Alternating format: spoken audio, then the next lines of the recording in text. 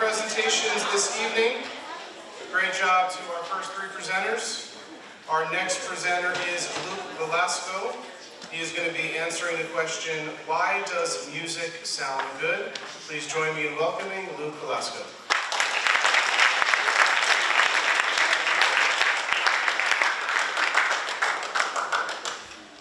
Good evening.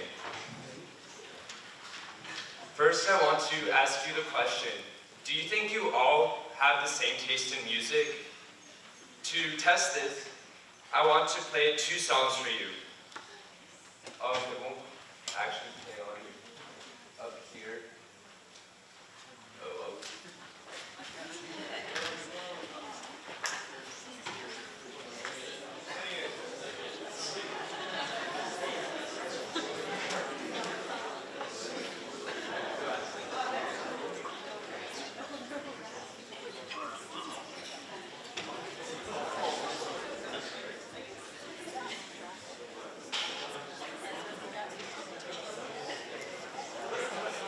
Okay, while we continue, I'll just play it off my phone. So here's the first song.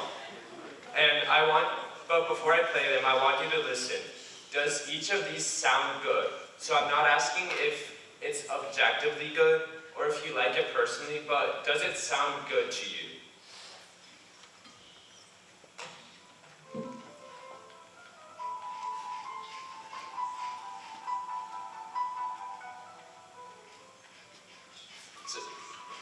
So that was the first song. And now for the second song.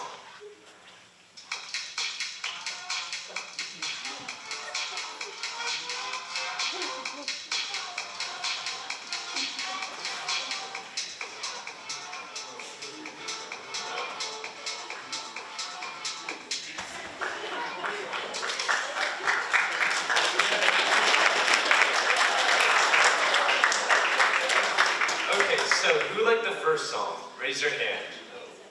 And who thought that the second song sounded good? Yep. Well, as you can see, most people with a classical background would by far prefer Mozart. But who would prefer these terrible clashing sounds you heard next? Well, it would seem that 230 million people like the second song called Von Dutch. How is it possible that people enjoy such radically different pieces of music, even those with heavy dissonance? What are the factors that shape people's enjoyment of music? Are there fixed factors that make it good, true, and beautiful? Or are people's tastes just arbitrary and subjective? I answer that music sounds good because of objective qualities, namely its harmony and rhythm, but that these qualities are recognized by each person more or less easily due to social conditioning. I also argue that the purpose of music is God-given, and that God likely used evolution to give us music. First, how does music work? Much of it is mathematical. Sound is caused by vibrations traveling through the air in waves. These waves then cause our eardrums to vibrate, which triggers a response in the brain, which in turn subconsciously identifies each vibration as a pitch. Individual notes, or called pitches, are determined by the frequency of width of each wave. Western music is set up through unofficial rules using these pitches. Most music uses 12 notes whose frequencies are set at an equal ratio apart so that these 12 pitches form an octave, like with a piano. Additionally, a given note, played an octave higher, has twice the frequency. These notes form scales, either major or minor, depending on the order. And when certain notes on these scales are played together, they form chords. Certain series of chords form chord progressions, like the 1, 4, 5, 1 progression. And most music is based on several of these different chord progressions that sound good. To understand why these chords sound good, we have to look at overtone series. When you play a note, the frequency associated with that pitch is called the fundamental frequency, and that is the sound that you hear. However, for almost every instrument, you hear not only the fundamental frequency, but also every multiple of that frequency as well, but at a much smaller volume. By the way, the proportion of volume that each of these multiples has determines the timbre of a sound, which is the quality that gives a particular instrument its unique sound.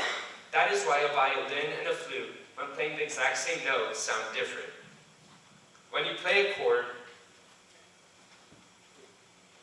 you end up with many different frequencies sounding at the same time, which can be difficult for your brain to process. However, if you play certain chords that align in the right way, their overtone series overlap in some instances. As an analogy, prime numbers that are very small, like 2 and 3, have many common multiples because they are aligned in the right way. But if you have different prime numbers, like 43 and 41, their multiples do not align very often. And those are more multiples in common that you would have to keep track of. To your brain, this is way less information to process at once, and it sounds amazing. This is called harmony. So, for example, if you play the same note across 4 octaves,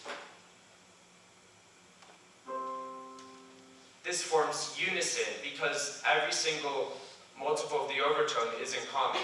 And if you play a simple chord like C major, most, but not all, of the overtones are in common, so it sounds pleasing. But if you play notes that are so close to that interval, but not quite, your brain expects there to be an overlap, but there isn't, so it interprets it as a clashing noise called dissonance. But wait, not everyone reacts the same to music. How do we account for individual music tastes? A lot of the musical experience is psychological. In general, people enjoy things they are familiar with the most because they subconsciously associate it with security. Music is no exception. We enjoy music that has patterns we are more familiar with, which is why we prefer specific genres and specific types of music. We become better at identifying the harmonies in music that has those harmonies, and specific genres often use harmonies in a distinct way. Think of jazz chord progressions. Similarly, music we are less familiar with can use harmonies, but in ways we don't understand as well. So it sounds dissonant and ugly. But we don't only enjoy music that it fits what is familiar for harmonies to a T. Our brains crave some element of novelty to keep it intellectually challenging to listen to music. On an individual level, our music taste is determined by experience, that is, the music we have listened to the most. This is largely based on culture. For example, it is harder for me personally to appreciate the music of Australian Aborigines because I've never learned to identify those harmonies. Music taste is also based on personal choice, which is why people often disagree on what music sounds pleasing to them, as we saw at the beginning of my presentation. I talked with Dr. Daniel Sadasivan, AMU's assistant professor of physics, about the psychology of music, and he presented the analogy of walking into a room. If you walk into an incredibly cluttered room like the one you see above, you instantly feel overwhelmed by all the stimulation, and you subconsciously feel uncomfortable. However, if that room is your own bedroom, even if it is very messy like my own, you do feel comfortable because you feel familiar and you know the structure that's underlying the mess. Similarly, listening to music that has harmonies that are harder to identify for others can be easier for you because you know the structure. On the other hand, if you walked into an empty room with blank walls, like a sensory deprivation chamber, you become bored very quickly, and just like a song with the simplest of harmonies only. But beyond harmony, the other main part of music is rhythm. Like with harmony, the brain enjoys music that has a simpler stream of information and is more predictable. When the rhythm is steady, the brain can process all the auditory information it's perceiving in distinct moments, and it can predict what is coming next. This frees up space in the brain to enjoy other elements of music, making rhythmic music appealing. This answers the question of how music sounds good, but what is the purpose? Why did God give us music? There is an order to music that could seem to point to the divine. Pythagoras and Johannes Kepler noticed this and developed the theory of the music of the spheres, believing that the rhythms of the universe form a sort of inaudible music. Music can be used to glorify God through worship, so God may have given us music for that purpose. However, I believe that the strongest, most principal reason God gave us music is likely to give us a taste of the sublime. That feeling of yearning we experience listening to music points to the yearning God gave us for heaven. When we listen to music, we feel so strongly that it transcends biology and connects us to the divine. To further discuss why music sounds good, how did it come about from an evolutionary point of view? God very often affects psychological attributes of humans through evolution, but there does not seem to be any one obvious reason as to why humans enjoy music. Yet there must be some sort of evolutionary root, because every culture in the world has music. Yet, some scientists theorize that music came about as a sort of auditory cheesecake. Similar to how cheesecake is not a very good food source for humans, but tastes amazing because humans evolved to love the fats and sugars, it is possible that some vestigial psychological functions left over from some practical use that we no longer have resulted in the harmonies and rhythms in music sounding amazing. However, I believe that the direct source of music, one concerning familiarity, evolved from early humans. Because early humans must have sought sounds that were more familiar because those were associated with safety. Music specifically may have stood out because only humans could produce such organized sound. And, for example, if you're trying to look for your cave in the prehistoric era, you want to look for where there's people singing, not for where there's a loud roaring and crashing sound from a bear. And so, the structure in music, such as the harmonies and rhythms, become ingrained in us as pleasant sounds and fit into God's plan. An objection that could be made is that not all music uses harmonies. All cultures have music, but not all follow the rules of Western music. Indian music, for example, uses complex melodic patterns instead of chords, and even ancient Greek music has strict rules using different scales. If not everyone can agree on even the most basic of harmonies and rhythms in music, then how can we say that this is something universal? However, it is a universal thing, because harmonies and rhythms are present in all music, but just manifested in different forms. These other forms of music are just as present with harmonies and rhythms, but employed in ways that we don't necessarily see in Western music. However, in studying other musical systems from other cultures, we can appreciate the beauty in their harmonies and rhythms. Music sounds good because its harmonies and rhythms lead to strong psychological responses based on familiarity and rooted in personal experience.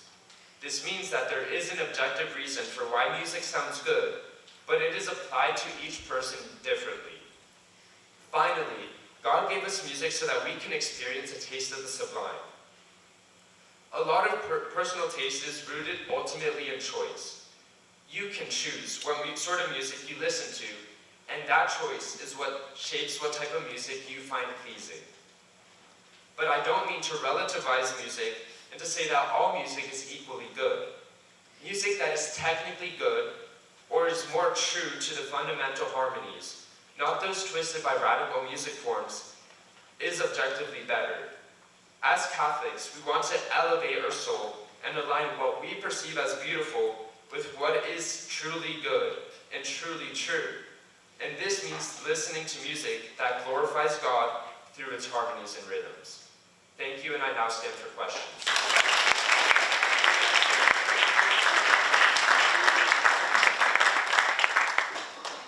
Luke, terrific presentation, a lot of good information on the technical aspects of music that I wasn't aware of. I had a question for you regarding the universal appeal of some kinds of music. So, say take the Mozart. Do we have any information on whether all cultures everywhere would find that to be appealing music? Almost the counterpoint to what you were saying about the Aboriginal or Indian music, where that might have limited appeal. If you played Mozart to Aborigines, would they immediately find that to be an appealing thing, or would they say, hey, this doesn't sound good because I like Aboriginal music? Yeah, thank you for your question. So I do believe that since Mozart contains more fundamental harmonies and rhythms, it's more accessible to the common person, even if someone without a Western classical background. However, in general, it's not as appealing to people who don't have contact with Western music. In fact, scientists have done studies where they go to remote villages in Bolivia or Papua New Guinea, and they play Western music for them. I don't necessarily know if it's classical, but they did not find those harmonies as pleasant because those aren't the harmonies that they were taught. They were taught different sorts of harmonies. Thank you.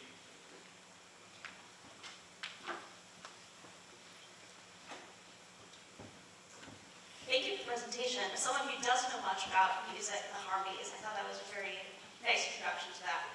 How would you respond to the objection that it doesn't really matter if music is good, because it's not something that's needed for survival, right? That violin music can be substituted for party music because it's just music and it's all one and the same. Thank you for your question. So, yes, that is a question, or an objection that many people do bring up because it's just music. What harm can it do? And I think that music, I agree, it's not necessary for survival, but neither is education. Education is something that uplifts the soul so that we can glorify God through bringing our soul to the fullest, and music is exactly the same way because it connects us to the divine, so we want to be able to do so in the most pure way we can. Thank you. Hey Luke, great presentation. My question is, you touched on why would music be kind of, it's in every culture. Did you come across anything in your research that suggested, for instance, like music often is used to communicate the human experience, the emotional human experience, and does that play a role? Did any of your research touch on that at all? Yes, thank you for your question. I absolutely did come across that. I do think that I think that going back to the evolutionary part, some of music evolving was a large part, I think, the most principal part was that it could be used as a sign of safety, but I think that a secondary part that took place is that it's used for communicating emotions, because when you listen to music, you feel a very strong, powerful, emotional response that can connect you to others and uplift your mind. And that is something that transcends what animals experience and what makes us human. So I believe that's something that God specifically chose to give us as a tool to empathize with others and to glorify Him. Thank you. Thank you, Luke, for your presentation. So in your kind of research for this, I bet you looked at like a lot of kind of very foreign music. You know, you looked at like Aboriginal music or whatever. I'm wondering, because in some of your points, you almost seem to say like, you can almost, like the way you were taught or the way your culture is really, really shaped strongly what you like. I wonder if it's true that like humans can be almost taught to enjoy anything, you know, or any sort of music. But I wonder, is there like sort of like a baseline like that? Nobody can ever see that as music. Does that make sense? Yes, I get that question. Yeah, that's a great question. I think that humans need to have some sort of harmony and rhythm in that music, and that even little children, they seek those most basic harmonies. Like, that's why nursery rhymes are so simple and kind of annoying, because it's the most simple thing possible and you get bored of it immediately, but little kids, that's fascinating for them. So it is possible for someone to, like, for example, the electroclash music I was playing at the beginning, but that has to be through a lot of training your mind to be accustomed to that and to enjoy it. Thank you, Luke, for your presentation. I just wanted to ask, so do you think there's any kind of hierarchy between different harmonies? Kind of, you mentioned, like, for example, Indian music from like different Aborigines or something. Is there anything that's kind of like the most perfect harmony? And like, is there a harmony, and then why? Yes, Yes, so I believe that the most perfect harmony is unison. So, going back to the piano example, that would be the most perfect harmony.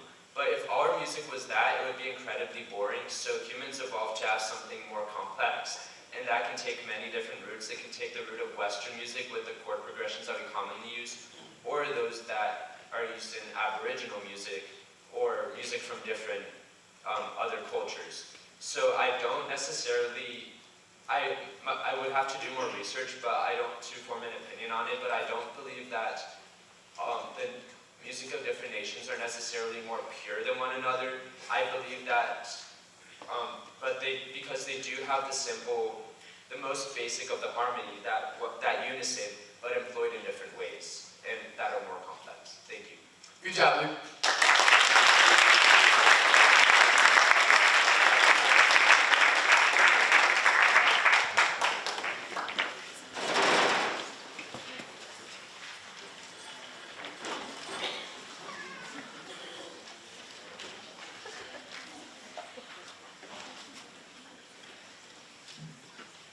All right, our next presenter this evening is Pierce Eckstein. He will be answering the question, are looks everything when working out? Please join me in welcoming Pierce.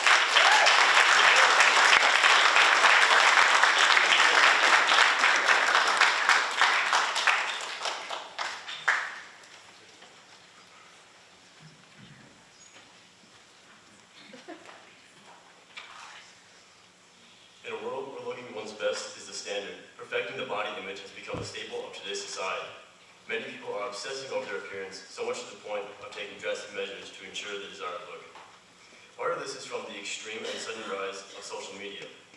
With almost everyone being an active user of some form of social media, it is easy for people to come across individuals that are either genetic outliers, taking steroids, or in any way misrepresenting their lives. Many influencers only show the highs of their lives while neglecting the low or the unentertaining. This injects negative norms into our society, which causes people to overestimate what true success is. This brings me to my question. Is it moral to work out strictly to improve the way you look? I answer, no, for three main points. My first reason is that it promotes vanity and obsession with the body.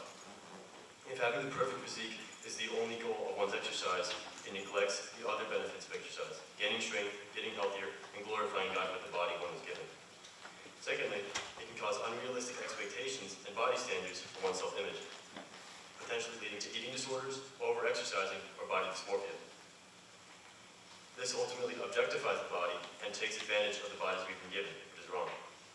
The last point is that working out only to look good distorts the purpose of exercise. It prioritizes the appearance of the body rather than maintaining a healthy lifestyle and getting stronger. By ignoring this, it strips the whole meaning of exercise and replaces it with a perhaps never-ending strive for vanity.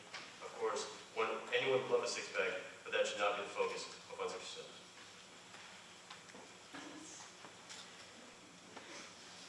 It would be untrue to say that nobody goes to the gym to improve their physical appearance. Many, it seems, would enjoy having six-pack abs or massive biceps, and for good reason. These attributes are achievements that show hard work and discipline into bettering yourself, but these should be signs that one put in the work, not from obsession or aesthetics. It is essential that we do not become too prideful in our outward appearance, as this is unhealthy for both our bodies and our souls.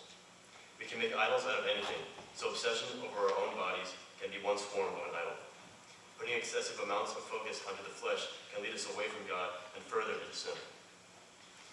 This would be a misuse of the bodies God has given us. We are body soul composite, and only paying attention to the body disrupts the way God made us, out of love and with a purpose.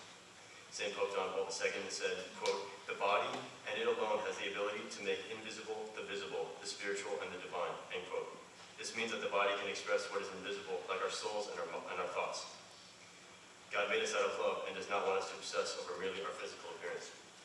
Vanity twists the purpose of our bodies and ignores the reason why we were given them in the first place, out of love and with a purpose.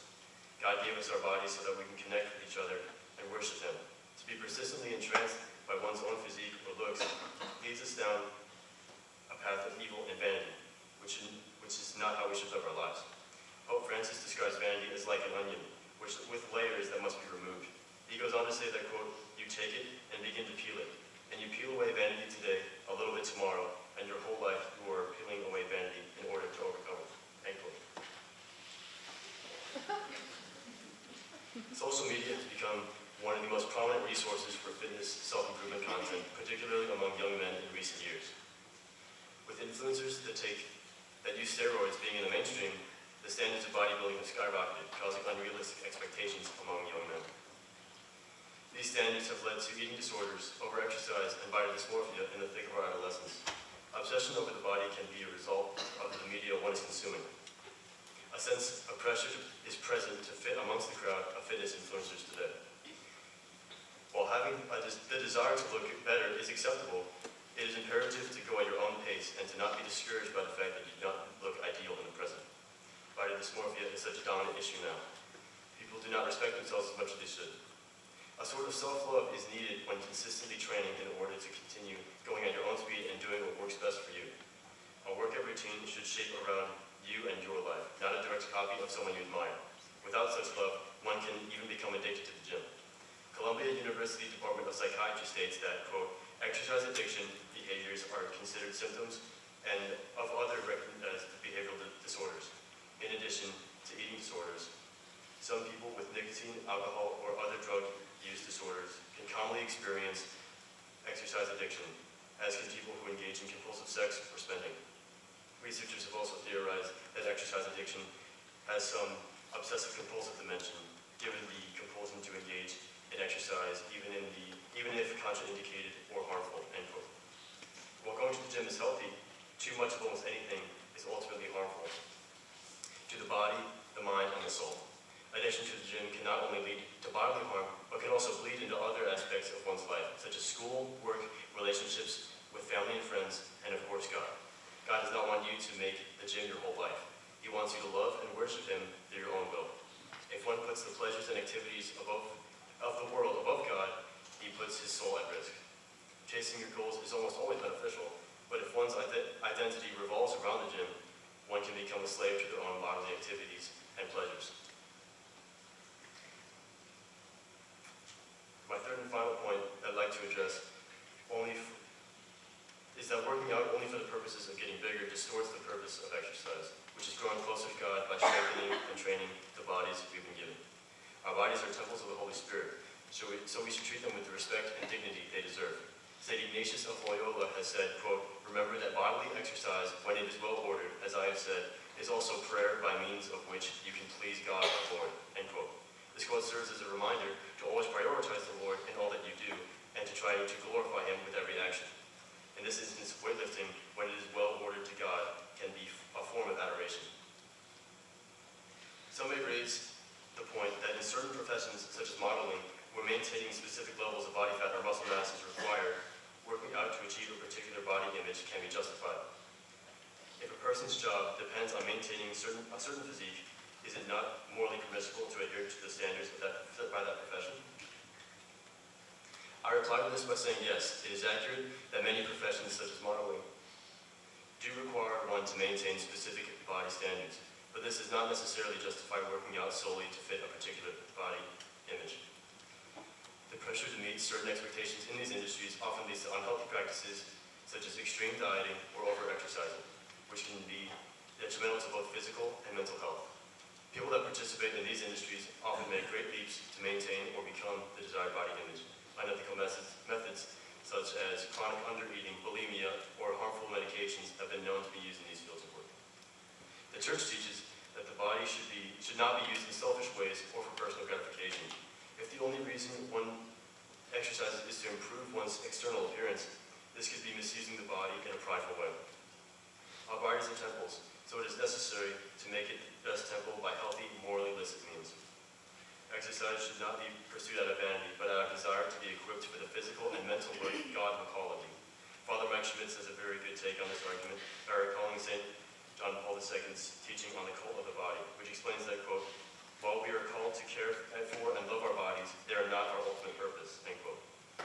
He says that we can get caught up in focusing on health, beauty, and physical perfection. It is important to not treat the body as merely a vessel or object you can do with what you want with. On the contrary, you are your body, and and you should treat it as a divine gift. God did not put us on this earth to seek self-pleasure and vanity, but to know, love, and serve Him in this world, and to experience everlasting joy with Him in the next. When we train, it must be with purpose and with goals in mind, to be prepared for any struggles or work God has planned for us in our lifetime. In conclusion, the question whether it is morally illicit to work out solely to improve one's physique is something to be asked in today's day and age. With virtually everyone using social media, people tend to be misled into knowing what exactly is the average. Popular influencers tend to show moments when their physiques look the most ideal, such as utilizing proper lighting, only showing off their physique when they have a pump, or even taking steroids while claiming to be natural. With the great number of people showing off their nearly unobtainable physiques, chances are that regular social media users will be blinded into thinking that these individuals are common.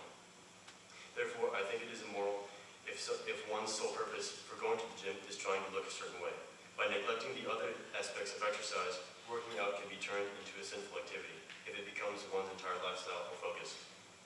Centering one's life around their body through working out is illicit because it promotes vanity over the individual, it causes unrealistic expectations and body standards for one's self-image, and it distorts the purpose of exercise.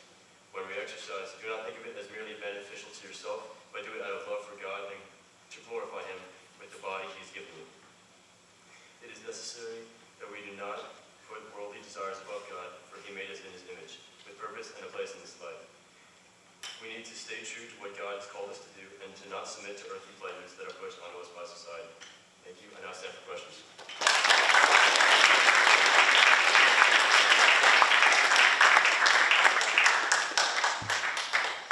Very well done, Pierce. So I want to start my question with a little bit of an anecdote. I went to a lower public high school, and it's about 20 years ago. I was an athlete.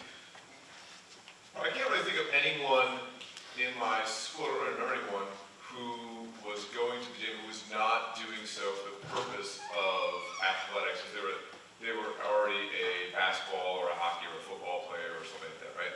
And then now I've been at Donahue Academy for over a decade, and when I think back to just even 5, 6, 7 years ago, I really don't think there wasn't much of a culture of students who were going to the gym regularly, who were not, again, doing so primarily just to kind of stay in shape for athletics. That seems to be something that kind of changed recently.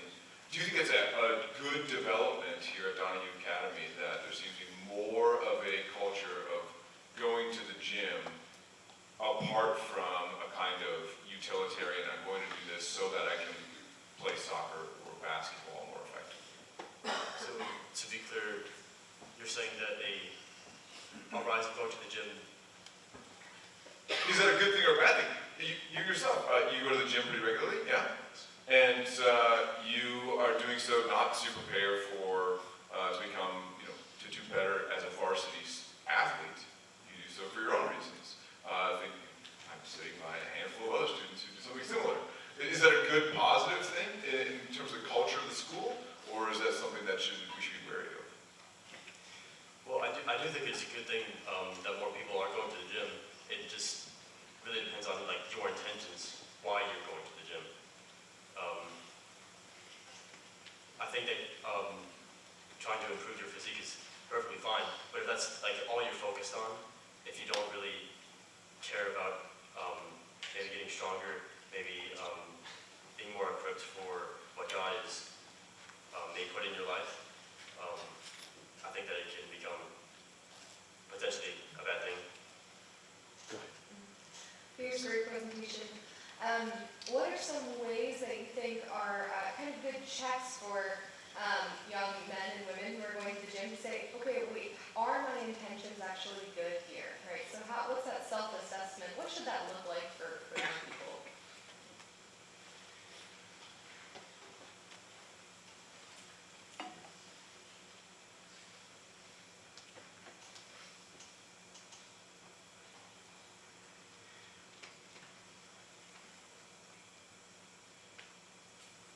So I've never thought about this before.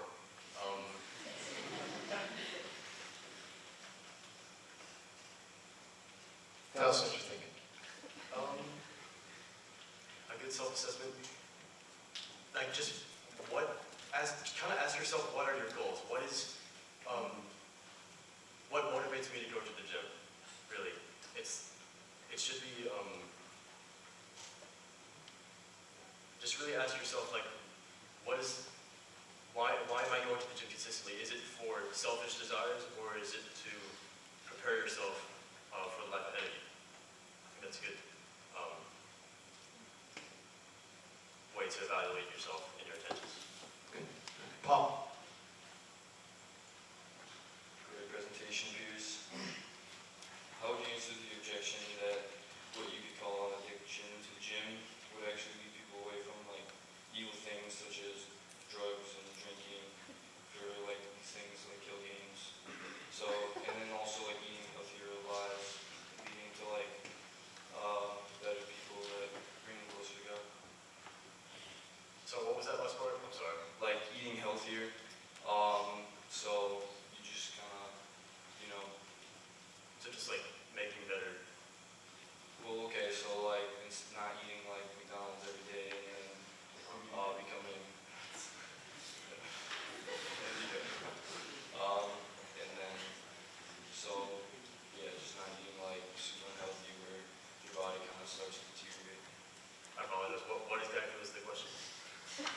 Okay, so like what you could call an addiction to the gym, it would lead people away from like evil things like eating unhealthy and like drinking and drugs, because that would lead them away from actually building muscle. Well, I'd say addiction to anything is probably not a good thing. If your life is revolved around the gym, that's probably still not a good lifestyle to maintain.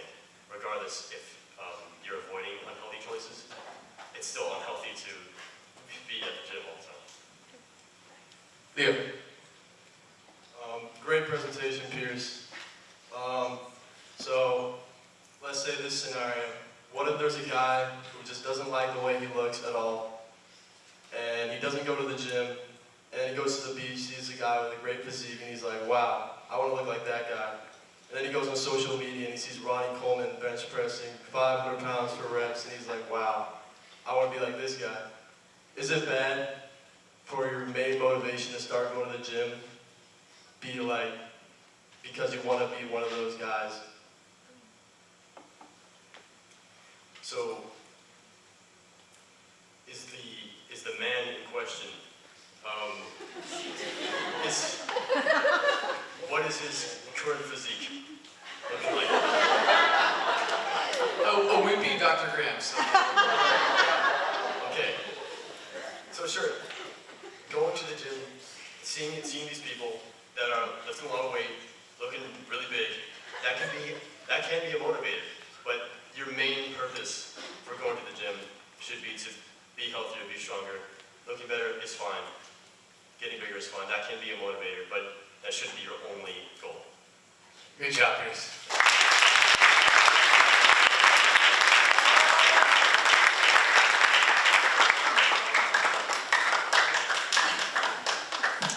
All right, our final presenter for the night is Patrick Long. Patrick Long will be answering the question, is it morally illicit to buy goods from a store that supports immoral causes? Please join me in welcoming Patrick Long.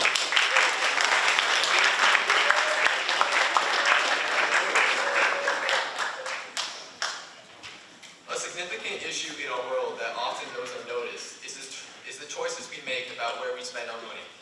Many companies today unfortunately support causes that raise ethical questions, and it's easy for us to overlook this because of the immediate benefits we receive. These observations about the effects of our choices are how we naturally begin to understand right from wrong in what we buy. Most actions in our lives, like purchasing from a grocery store, often have a lot broader moral implications. A simple purchase, though neutral on its own, can lead to consequences that can be seen as either morally good or morally bad.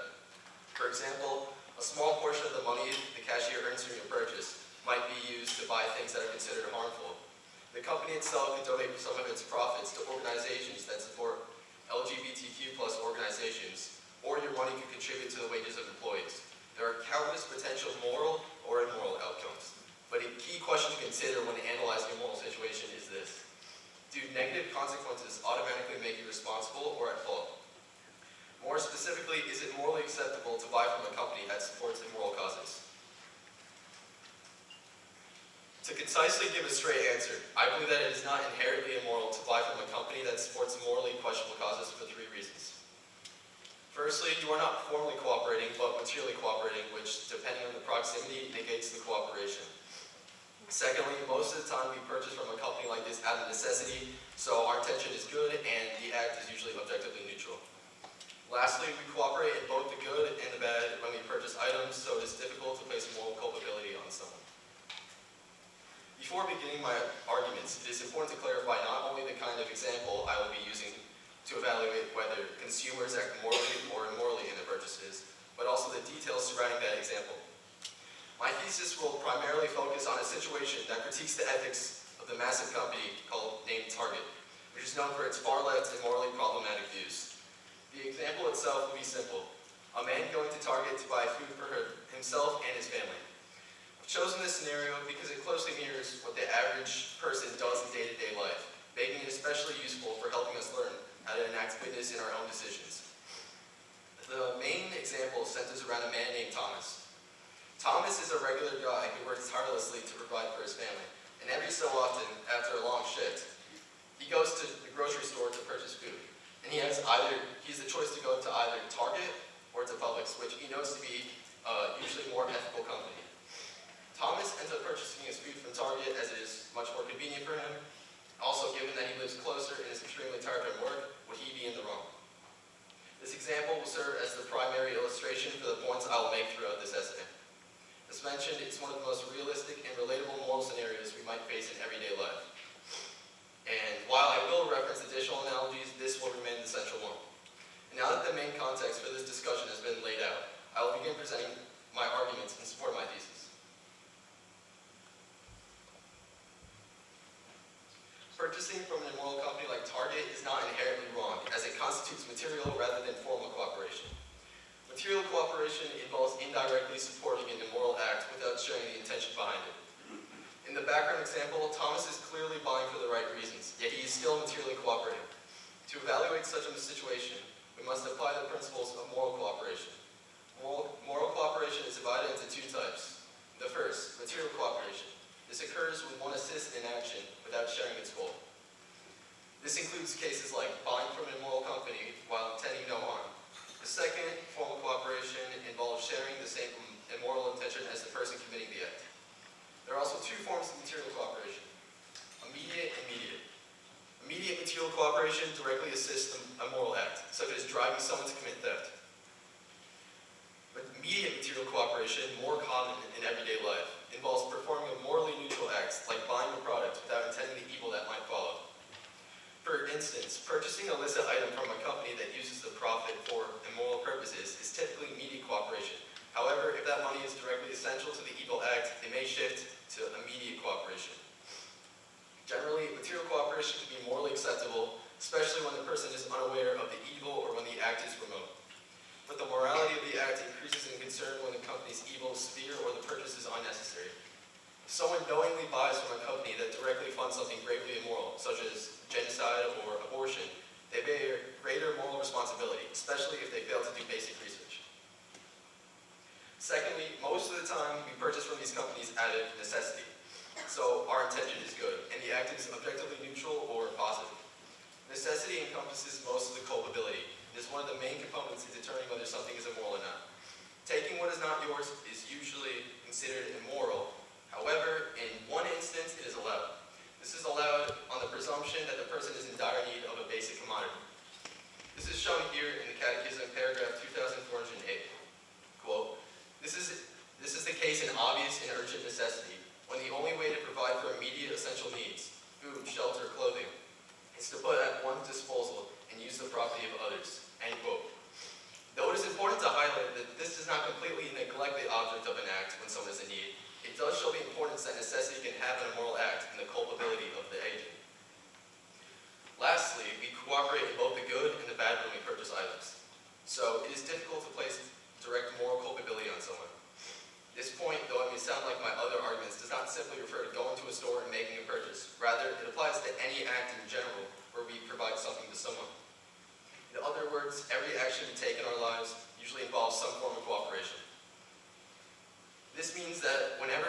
criticizes another for purchasing from an immoral company, they are arguing that one must stop buying from anywhere, as any expenditure will inevitably contribute to sin.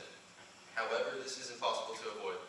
For example, when you buy something from a store, a fraction of that money goes to the store clerk. There's a high probability that that portion of the money will eventually be used for immoral purposes such as drunkenness, drugs, pornography, and so on. And when I say this, I do not mean that the store clerk himself will necessarily use the money in this way, but rather that the money will eventually change hands, and it will eventually be spent on sinful activities. And thus, it is important to realize that actions are not as simple as we perceive them to be. We should not always be caught up in the potential consequences of our purchases, but rather we should see what good can come about from them. This thesis of mine, being incredibly important as it pertains to cooperating with extreme evil, may raise some questions or objections. One such objection is whether purchasing non-essential items from a place known to support immoral causes is wrong. For example, would it be wrong for someone to knowingly shop at a store that fully supports Planned Parenthood and buy a non-essential item such as furniture, for example? Since that purchase is not necessary and indirectly contributes to the profits of an immoral institution, does that make the act itself morally wrong? In a scenario where the situation unfolds exactly as described, where your money likely supports evil and the act of buying is not necessary, the bad would outweigh the good to such a degree that the act would likely be considered imprudent. However, it is important to acknowledge that in most real-world cases, this act is still categorized as a materially cooperative act, as you are still indirectly supporting the company. Also, money is distributed towards both good and bad purposes, rather than exclusively supporting a single cause. And for this reason, the act as a whole cannot be considered immoral. Based on the evidence presented, it is morally acceptable to buy from a company that supports immoral causes. This is because, firstly, purchasing something typically constitutes some sort of material cooperation, which is entirely illicit. Unlike formal cooperation, which requires full and malicious intent in all cases, something that is not usually present in the cases of material cooperation. Secondly, our intention is often directed towards neutral or even worthy causes, making it unreasonable to completely condemn someone, especially when they are unaware of the harm caused by a company. Finally, we cooperate in some way or another when we purchase, so it is hard to pinpoint direct culpability. Understanding these distinctions helps us to live God's will more faithfully, and while we do bear responsibility for our choices, we must trust in God and His church for guidance.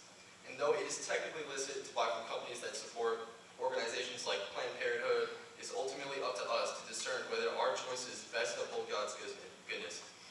We should not settle for mediocrity, but strive to make decisions that align most closely with His will, whenever possible. And whenever possible, we should seek out morally neutral or virtuous alternatives that support worthy causes and again uphold God's goodness in the highest possible manner. Thank you. I now stand for questions.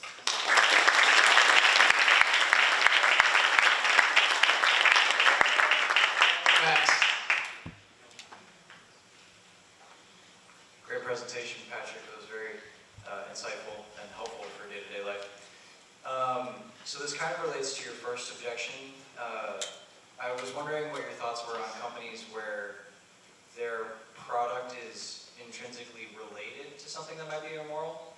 So, for example, the movie-making company, Disney, it's pretty common right now that any movie that comes from Disney will be filled with woke and information. So, what would you say to that? Because by watching a movie from Disney, you're supporting whatever movie they've put out, and that makes them think, oh, people want to watch this, so let's make more of it. Yeah, so I think that in like most cases, you're usually buying something that's indirectly supporting, like if you buy like, I don't know, a garbage can at Target for some reason, like that money would maybe fractionally support like a bad cause, but if you're buying something directly that's bad, like if you buy freaking like trans like clothing, I don't know, that would like be directly supporting the bad cause, because I mean you can see right in front of you, it's wrong, and you're directly participating in giving money to them, so. Yeah.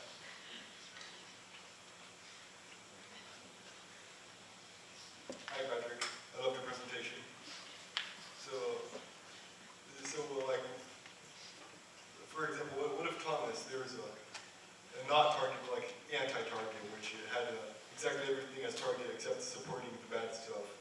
So so Thomas would have the option to go to anti-target and buy his stuff from there instead of going to normal target, which supports the bad stuff. Or would it then be bad for Thomas to go to normal target when he can go to anti-target, which doesn't support the bad stuff?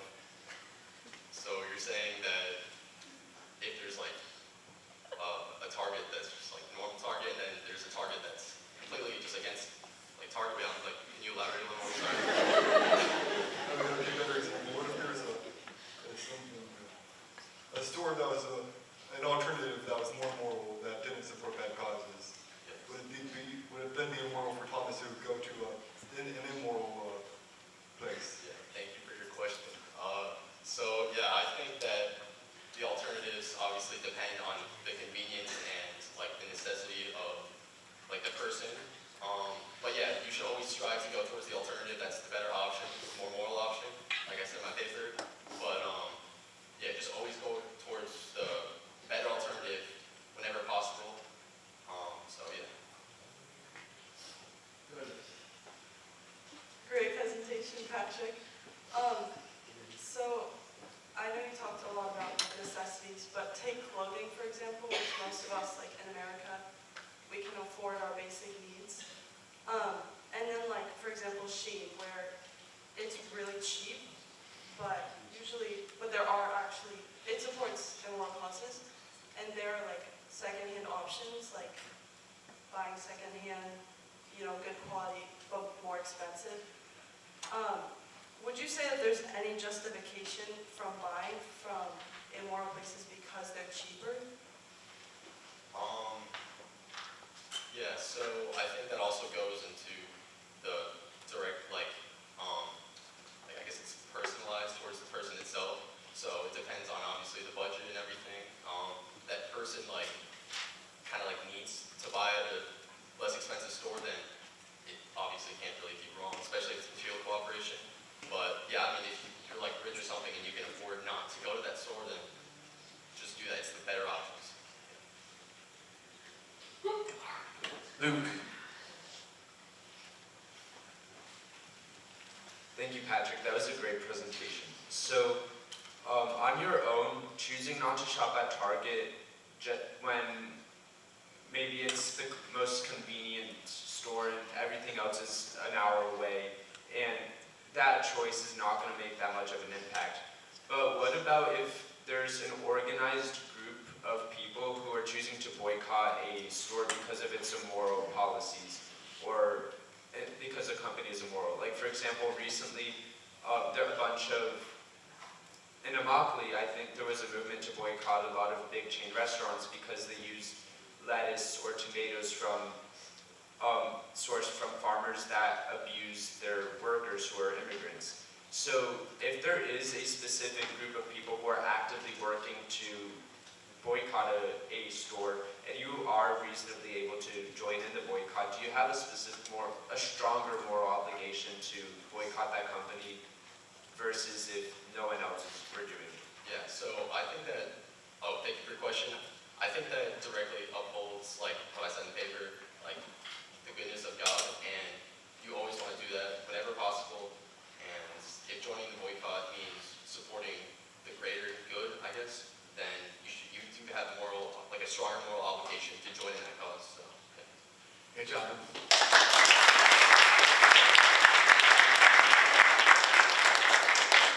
All right, congratulations to all our presenters. Let's go ahead and close with prayer. In the name of the Father, Son, and Holy Spirit, amen. Glory be to the Father, and to the Son, and to the Holy Spirit. As it was in the beginning, is now, and ever shall be, world without end. Amen. In the name of the Father, Son, and Holy Spirit, amen. Have a blessed night. Thank you.